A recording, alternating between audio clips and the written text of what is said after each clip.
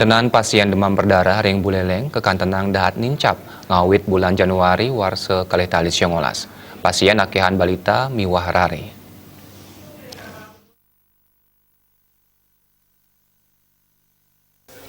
Pagento sasih sane kebaos pancaroba puniki ngawinang akeh pasien demam berdarah wenten ring Rumah Sakit Umum Kabupaten Buleleng. Sangkaning akeh nyani pasien samian kamar sane wenten irike medaging pasien. Saking bulan Januari warsa kali tali 19 kali kita wenten 26 kasus demam berdarah saha ring bulan Februari kekantenang wenten 5 kasus. Pasien wantah akehan balita miwah rare. Ring warsani puniki kekantenang akehan sayhang warsa sedurung nyani.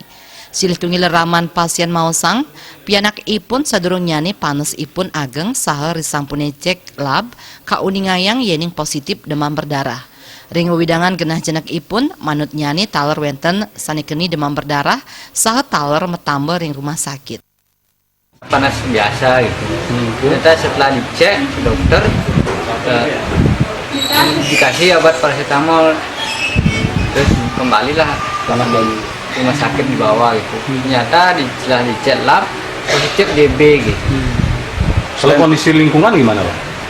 Kondisi lingkungan seperti pedesaan gitu. Desa. Ya, memang banyak nyamuk. Sawan, banyak nyamuk. RSUD Buleleng ngematutang indik parindikan punike. Panincap kuentenan pasien mejanten sampun kapidabdabin antuk angger rumah sakit riantukan kuentenani sampun sekali musiman. Di awal tahun memasuki pancaroba seperti sekarang ini memang kasus demam berdarah yang sampai hari ini kita rawat memang mengalami peningkatan dari tahun sebelumnya.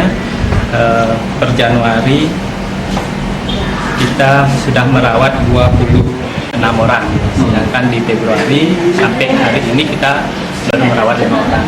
Kalau kita lihat statistiknya memang angka tahun ini, yang bulan ini memang mengalami peningkatan dari tahun bulan Januari tahun yang lalu.